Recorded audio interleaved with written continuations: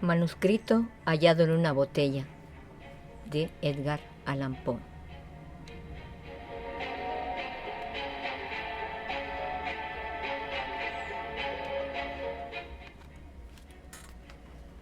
De mi país y mi familia tengo poco que contar. El trato injusto y el paso de los años me alejaron del uno y me distanciaron de la otra. Una considerable herencia me permitió recibir una preparación poco común, y la inclinación contemplativa de mi ánimo me facilitó la ordenación metódica de los conocimientos que mis tempranos estudios habían ido acumulando asiduamente. Más que cualquier otra cosa, el estudio de los moralistas alemanes me ofrecía un gran placer, no porque equivocadamente admirase yo su elocuente locura, sino por la facilidad con que mis hábitos de pensamiento estricto me permitían descubrir sus falsedades. Se me ha reprochado con frecuencia la aridez de mi espíritu. La falta de imaginación se me ha imputado como un crimen, y el pirronismo de mis opiniones me ha dado fama en todo momento.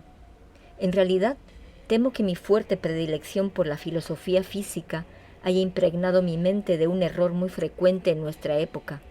Me refiero a la costumbre de atribuir todo suceso, incluso el menos susceptible de tal atribución, a los principios de aquella ciencia. En general, nadie podría encontrarse menos expuesto que yo al peligro de salirse de los severos límites de la verdad, seducido por los ignes fatui de la superstición. Me ha parecido apropiado establecer esta premisa para que el increíble relato que he de narrar no sea considerado el desvarío de una tosca imaginación, en vez de la experiencia positiva de una inteligencia para la cual los ensueños de la fantasía han sido letra muerta y nula.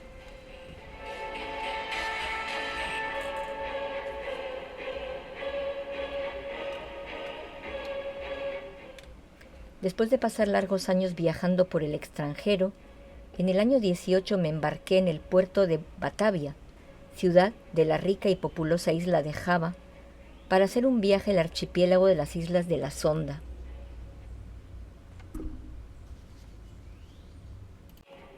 Iba como pasajero, sin otro motivo que una especie de inquietud nerviosa que me perseguía como si fuera un espíritu maligno. Nuestro barco era un hermoso navío de unas 400 toneladas, tenía remaches de cobre y había sido construido en Bombay, de madera de teca de Malabar. Transportábamos una carga de algodón y aceite de las islas Laquedivas. También llevábamos a bordo bonore, azúcar de palmera, manteca clarificada de leche de búfalo, cocos y unos cajones de opio. El arrumaje había sido torpemente hecho y por lo tanto el barco aguantaba poca vela. Partimos con poco viento y durante muchos días navegamos por la costa oriental de Java, sin otro incidente que paliar la monotonía de nuestro derrotero que el encuentro ocasional con algunos de los pequeños grabs del archipiélago a donde nos dirigíamos.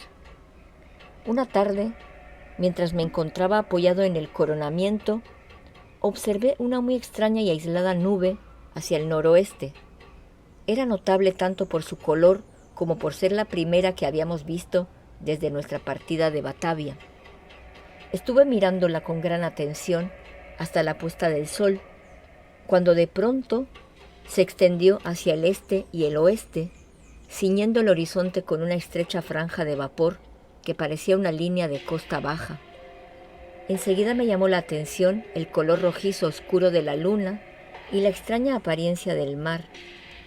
Este pasaba por un cambio rápido y el agua parecía más transparente que de costumbre.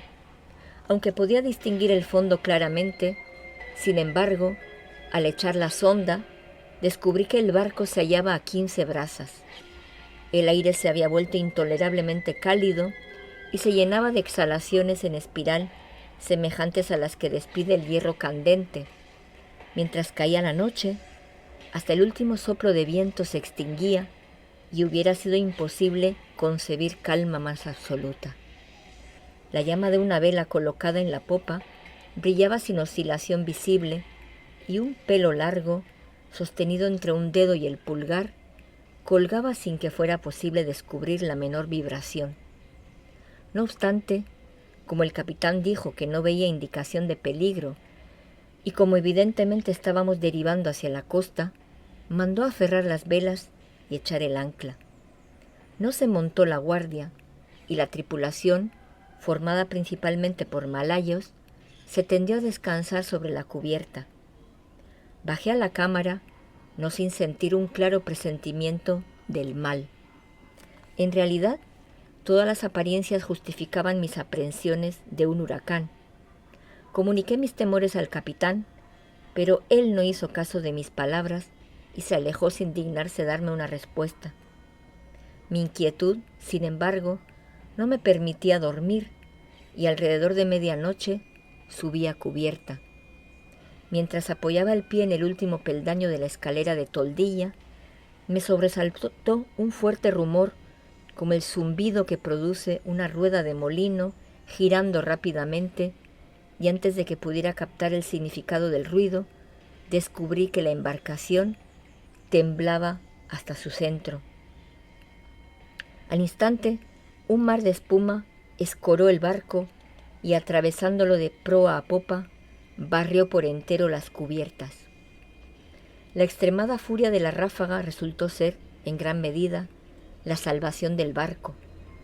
Aunque se encontraba totalmente sumergido, no obstante, como sus mástiles se fueron por la borda, después de un minuto surgió lentamente del mar y, vacilando un rato bajo la intensa presión de la tempestad, por fin se enderezó.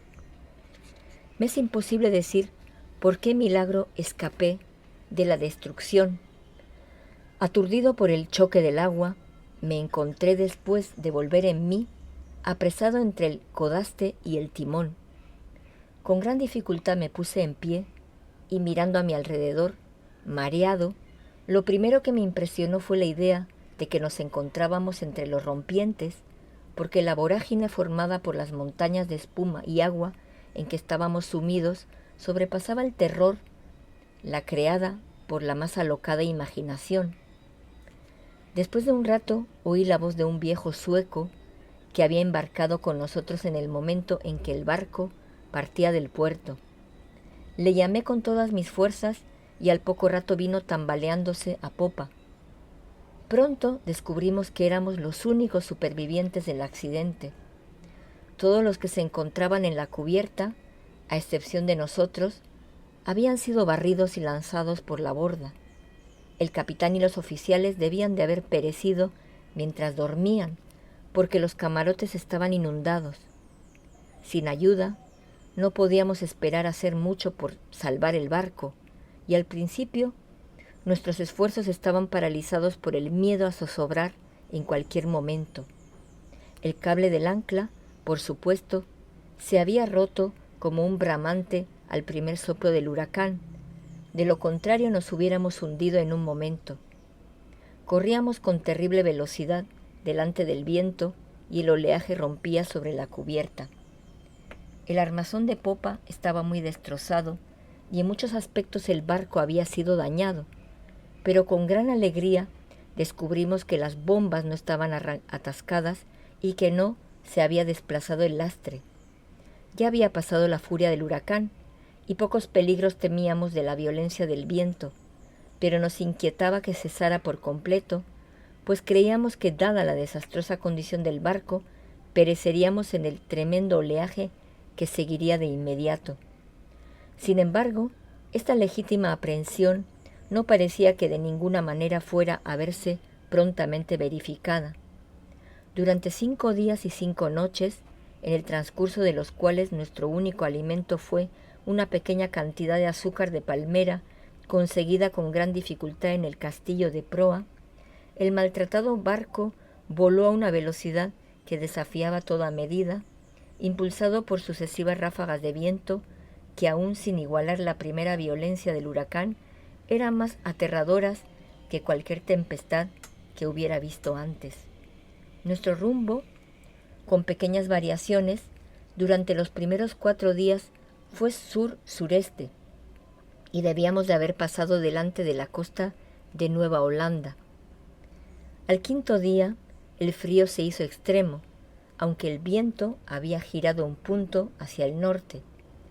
El sol alzó con un brillo amarillo enfermizo y subió muy pocos grados por encima del horizonte, sin emitir una luz decisiva. No se veían nubes, aunque el viento arreciaba y soplaba con una furia inconstante e irregular. Hacia mediodía, según la aproximación con que podíamos adivinar la hora, otra vez nos llamó la atención la apariencia del sol.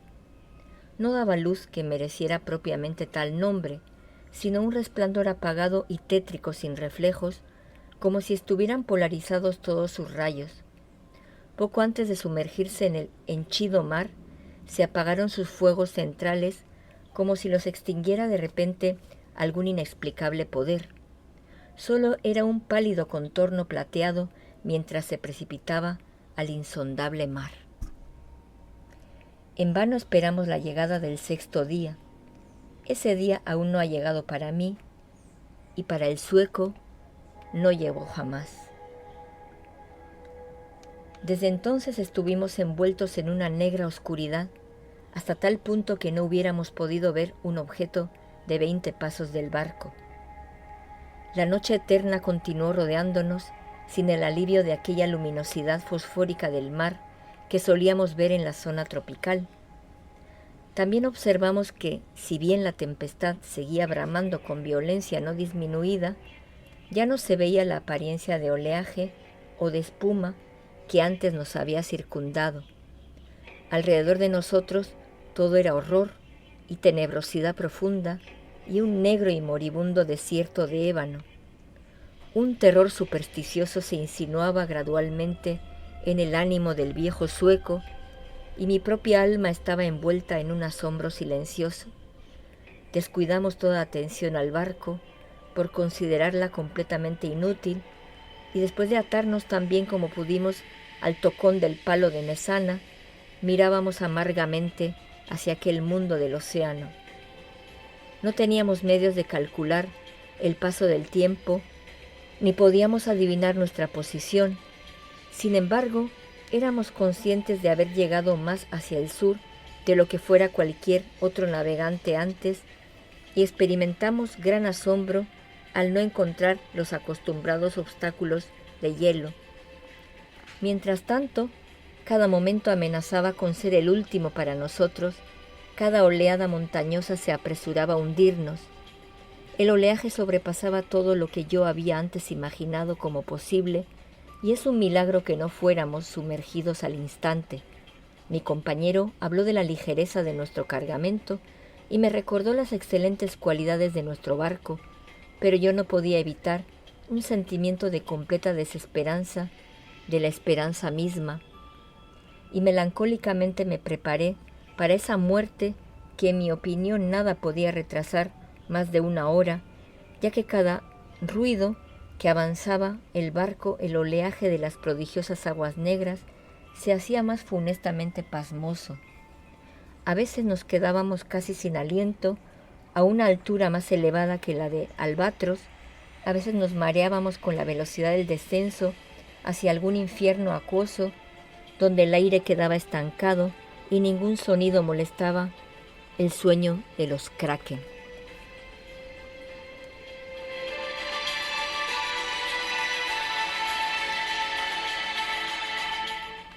Nos encontrábamos en el fondo de uno de estos abismos cuando un repentino grito de mi compañero se alzó horriblemente en la noche. ¡Mira! ¡Mira!, gritó chillando en mi oído. ¡Dios Todopoderoso! ¡Mira! ¡Mira! Mientras hablaba, me di cuenta de que un lúgubre y apagado resplandor de luz roja fluía por las laderas del enorme abismo en donde nos hallábamos y arrojaba un brillo vacilante sobre nuestra cubierta. Levantando los ojos contemplé un espectáculo que heló la corriente de mi sangre. A una terrorífica altura, justo encima de nosotros y sobre el mismo borde del empinado descenso, flotaba un gigantesco buque de quizá 4.000 toneladas. Aunque levantado sobre la cumbre de una ola de más de 100 veces su propia altura, Su tamaño aparente aún excedía el de cualquier buque de guerra o de la Compañía de Indias Orientales. Su enorme casco era de un profundo negro de lustrado, sin ninguno de los acostumbrados adornos de un navío. De las portañolas abiertas se proyectaba una sola fila de cañones de bronce, de cuyas superficies pulidas se desprendían los fuegos reflejados de innumerables linternas de combate que se balanceaban entre las jarcias. Pero lo que más nos inspiraba horror y asombro era que el buque tomaba rumbo a Sotavento con todas las velas desplegadas en medio de aquel mar sobrenatural y aquel huracán ingobernable. Cuando lo descubrimos al principio solo podía verse la proa mientras se elevaba lentamente desde el tenebroso y horrible golfo que quedaba detrás. Por un momento de intenso terror quedó parado el barco sobre la vertiginosa cima, como si estuviera contemplando su propia grandeza, y entonces tembló y vaciló y se precipitó hacia abajo. En aquel instante no sé qué repentina serenidad se apoderó de mi espíritu. Tambaleando me situé tan a la popa como pude y esperé sin miedo la destrucción que nos sobrevenía. Nuestro propio navío por fin dejaba de luchar e iba zozobrando con la proa sumergida en el mar. Por lo tanto, la masa descendente chocó con el barco en esa parte de su armazón que ya estaba hundida y el resultado inevitable fue arrojarme con irresistible violencia sobre las jarcias del buque desconocido. En el momento de mi caída, el barco vaciló y viró, y atribuí a la confusión reinante el que yo pasara inadvertido a los ojos de la tripulación. Con no mucha dificultad me abrí camino hacia la escotilla principal, que estaba medio abierta, y pronto encontré la oportunidad de esconderme en la cala. Apenas podría decir por qué lo hice. Un vago sentimiento de admiración temerosa que se había apoderado de mi mente cuando miré por primera vez a los tripulantes fue quizás el motivo de que me ocultara. No estaba dispuesto a confiarme a una raza de gentes que después de la superficial ojeada que había podido echarles, producían en mí tanta extrañeza, duda y aprehensión. Por eso pensé que era apropiado buscar un escondrijo en la cala. Lo conseguí quitando unas pocas tablas movibles de tal manera que me dejara sitio entre las enormes cuadernas del buque.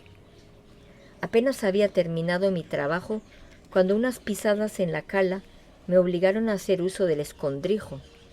Un hombre pasó frente a mí, refugio, con paso débil e inseguro. No pude verle la cara, pero tuve la oportunidad de observar su aspecto general. Mostraba los signos de una muy avanzada edad y de una gran debilidad. Temblaban sus rodillas bajo el peso de los años y todo su cuerpo vacilaba al caminar. En voz baja y entrecortada, murmuraba para sí mismo unas palabras en una lengua que no pude entender, y él buscaba algo desordenadamente en un rincón entre un sinnúmero de instrumentos extraños y deterioradas cartas de navegación. Había en su actitud una alocada mezcla del mal humor, de la segunda infancia y de la solemne dignidad de un dios. Por fin subió a cubierta y no volví a verlo más. Un sentimiento para el cual no encuentro nombre se ha apoderado de mi alma, una sensación que no admite análisis, ante la que las lecciones de tiempos pasados no sirven y cuya clave temo que tampoco ofrezca el futuro. Para una mente constituida como la mía, esta última consideración resulta ser un terrible mal. Sé que jamás conoceré la naturaleza de mis conceptos. Sin embargo, no es extraño que esos conceptos sean indefinidos, puesto que tienen su origen en fuentes tan absolutamente novedosas. Hace ya mucho que pisé por primera vez la cubierta de este terrible navío, y creo que los rayos de mi destino se están concentrando en un foco. Hombres incomprensibles, envueltos en meditaciones de una especie que no puedo adivinar, pasan frente a mí sin darse cuenta de mi presencia. Ocultarme es un absoluto desvarío, porque esta gente no quiere ver. Hace solo un momento Pasé directamente delante de los ojos del contramaestre y no hace mucho que me atreví a entrar en el camarote privado del capitán y tomé de allí los materiales con que escribo y con que los he escrito antes. De vez en cuando seguiré escribiendo este diario, en verdad que tal vez no encuentre oportunidad de comunicarlo al mundo, pero no dejaré de intentarlo. En el último momento encerraré el manuscrito en una botella y la arrojaré al mar. Un incidente que ocurrió me ha dado nuevos motivos de meditación. ¿Son estas cosas evidencia de la operación de un azar ingobernable? Me había atrevido a subir a la cubierta y me había tumbado, sin llamar la atención, entre un montón de flechastes y viejas velas en el fondo de un bote. Mientras meditaba sobre el singular de mi destino, inconscientemente pintarrajeaba yo, con una brocha embadurnada de brea, los bordes de una arrastradera cuidadosamente doblada y colocada sobre un barril que había cerca. Esta vela ya está envergada y los impensados toques de la brocha se despliegan formando la palabra descubrimiento. Últimamente he hecho muchas observaciones sobre la estructura del navío. Aunque está bien armado, creo que no es un buque de guerra. Sus jarcias, construcción, equipo general, todo ello niega una suposición semejante. Fácilmente puedo percibir lo que el barco no es. Me temo que sea imposible decir lo que es. He estado mirando las cuadernas del buque. Está construido con un material que desconozco. Hay un aspecto peculiar de la madera que me parece que la hace inservible para el propósito al cual se ha aplicado. Me refiero a esa extrema porosidad que no se relaciona con la condición carcomida que es debida a la navegación por estos mares, ni con la podredumbre resultante de su edad. Quizá parezca una observación demasiado extraña, pero esta madera tendría todas las características del roble español si el roble español fuera dilatado por medios anormales. Al leer la frase anterior viene a mi memoria un curioso apotegma de un viejo navegante holandés de rostro curtido por la intemperie.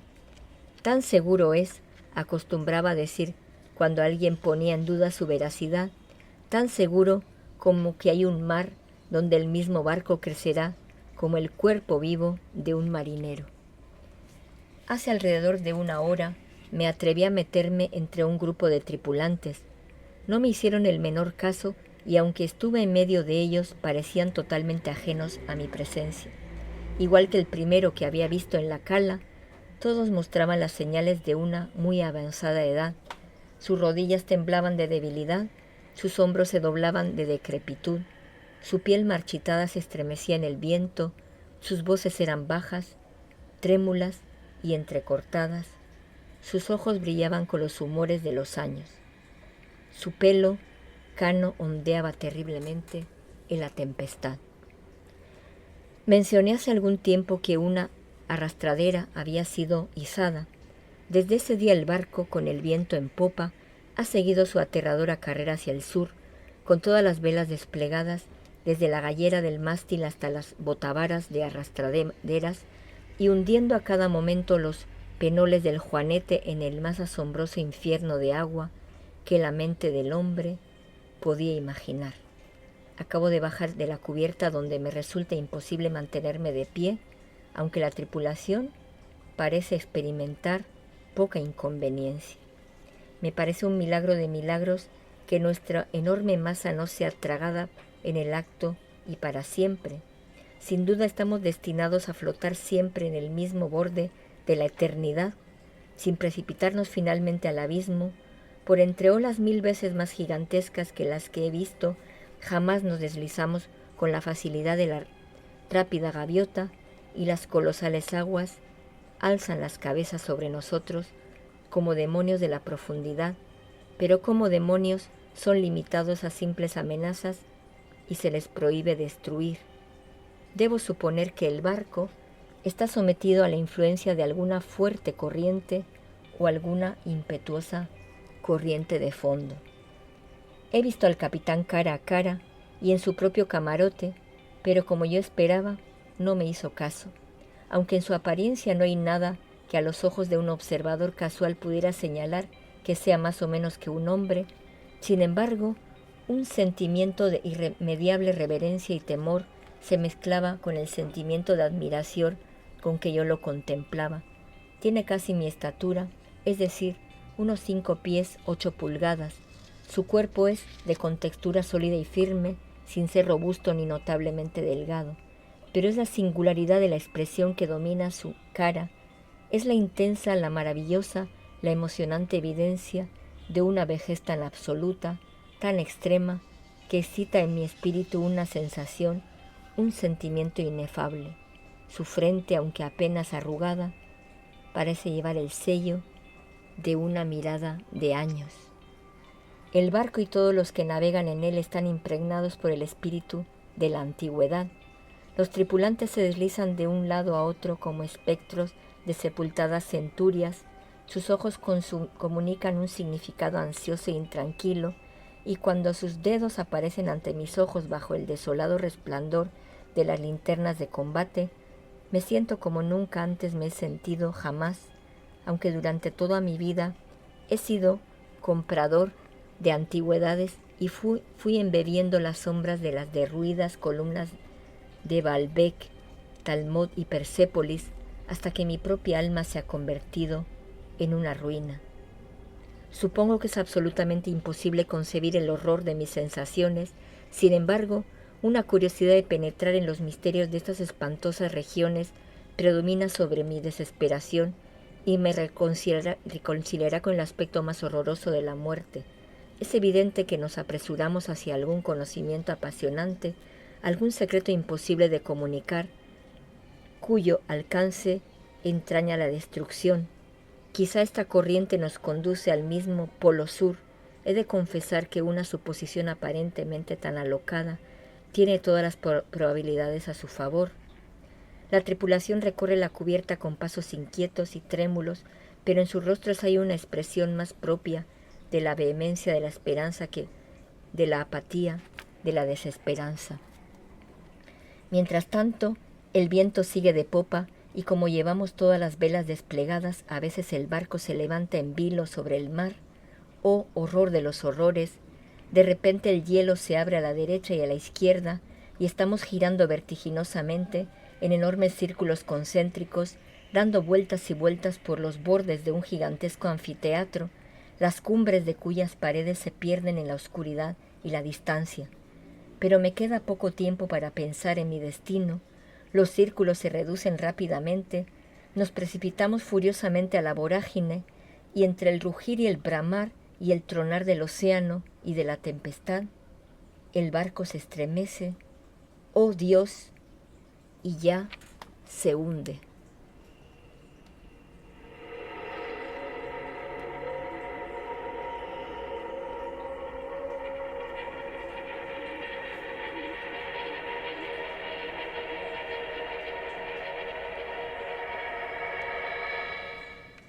Hasta aquí llega el relato manuscrito hallado en una botella de Edgar Allan Poe. El relato manuscrito hallado en una botella se publicó originalmente en 1831 y solo muchos años después conocí los mapas de Mercator, en los que el océano se representa como precipitándose por 4 bocas en el Golfo Polar del Norte para ser absorbido allí en las entrañas de la Tierra. El polo mismo se representa como una roca negra alzándose hasta una altura prodigiosa. Edgar Allan Poe.